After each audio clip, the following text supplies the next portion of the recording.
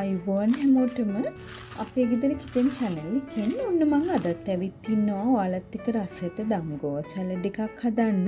ඉතින් මේ සැලඩ් එක අපිට රාත්‍රී කෑමට උනත් හරිම පහසුවෙන්ම හදාගන්න පුළුවන්. මේ දම්ගෝව එක ටිකක් ඝනකමින් වැඩි, මාත්‍ර ටිකක් තද ගතියට තියෙන්නේ. මම මේ ඝනකම කොටස මේ විදිහට ටිකක් ගලවලා ඉවත් කරගන්නවා. දැන් ගෝව ගෙඩිය මේ විදිහට හොඳින් සෝදගෙන මම අද මේකෙන් භාගයක් තමයි සැලඩ් එකට ගන්නෙ. මේ විදිහට මේ සුදු පාට හයිය කොටසත් අපි කපලා ඉවත් කරගමු. දැන් අපි ගෝව ටික හීනියට කපා ගන්න ඕනේ. මේ වගේ හීනියටම කපා ගන්න නම් තමයි හොඳ. එතකොට අපිට සැලඩ් එක රසට හදා ගන්න පුළුවන්. දැන් මම මේ වගේ ඔක්කොම ගෝවා ටික කපා ගත්තා. ටිකක් හයිය කැලි තියෙනවා නම් ඒවා අයින් කරගන්න. දැන් මම මේකට ලුණු කුඩු තේ හැන්දක් දානවා. දැන් මේ විදිහට ගෝවා ටික අපි හොඳට අතින් පොඩි කරගන්න ඕනේ. මේ විදිහට ලුණු ටිකක් මිශ්‍ර කරලා හොඳින් අතින් පොඩි කරාම මේක කන්න පහසු වගේම හොඳ රසයක් ගන්නත් පුළුවන්. මේකේ කලර් එක අතේ ගෑවෙන නිසා ග්ලව්ස් එකක් වගේ යූස් කරන්න.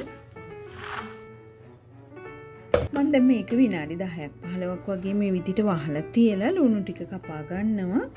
මම ලොකු ලුණු ගෙඩියක් හීනියට කපා ගන්නවා.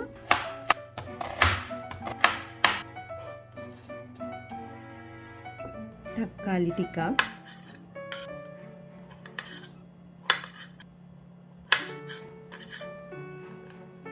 ලොකු දෙහි ගෙඩියෙන් භාගයක් මම ගන්නවා. දැන් මම දෙහි බෑයක් මේ විදිහට මිරිකගෙන ඒකට ඇපල් සයිඩර් විනිගර් තේ හැන්දක් එකතු කරනවා. ඊළඟට ඔලිව් ඔයිල් මේස හැඳි දෙකක් දා ගන්නවා. දැන් මික්ස් කරගමු. දැන් මේකේ මේ ඔයාලට පේනවා ජූස් එක වගේ හැදිලා තියෙනවා. ඒ වගේම ගෝවා ටික හොඳට සොෆ්ට් වෙලා තියෙනවා.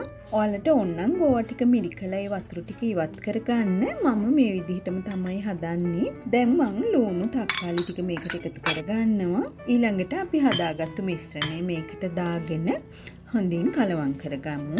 මම අපේ රසට ගන්න තමයි මේකට ලුණු තක්කාලි ටිකක් එකතු කරේ. නැත්තම් මේ දම්ගෝව සැලඩ් එක ලුණු චුට්ටක් දාලා ඔලිව් ඔයිල් විතරක් මිශ්‍ර කරලා ගත්තත් හරිම රසයි.